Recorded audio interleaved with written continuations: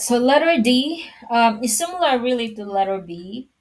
They're the your functions are different in terms in sense that this is x, this is sine squared, and that's sine.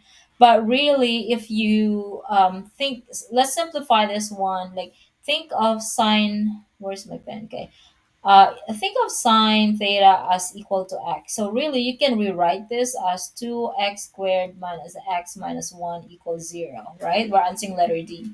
So in this case, we can just factor this algebraic equation such that the first one is 2x, the second one is x, or 0. The factors of 2x squared are 2x and x. The factors of negative 1 are 1 and negative 1. Okay, it's just a matter of finding out which one is negative.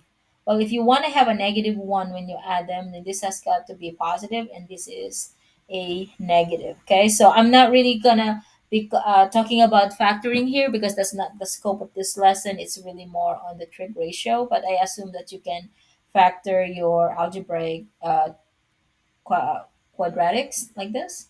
Okay, so now that you have this one factored out, remember that x is just equal to sine theta because we represented the sine theta as x. Then we can replace this x with sine theta. So now you have your first factor will be 2 sine theta plus 1, and the second one is sine theta minus 1 equals 0. And so since these are in factored forms, then you can just set each one, and this is 0 on the other side. Then we can just set each one factor, 2 sine theta plus 1 equals 0. And the other one is sine theta minus 1 equals 0. And let's solve for theta. So, oops, I forgot the theta here. Okay, so I'm going to subtract 1 there. So 2 sine theta equals negative 1 divided by 2. So therefore, my sine theta is going to be equal to negative 1 half. So what are the angles that would give you a negative 1 half on the y component? So y negative 1 half. So we have this one right here. That's 7 pi over 6. That's a negative 1 half. And the other one is um, 11 pi. Okay, this one right here. 11 pi over 6. 11 pi over 6. So you have two answers for the first ratio. All right, so now we do the second one. You do plus 1 on both sides. So now you have sine theta equals 1.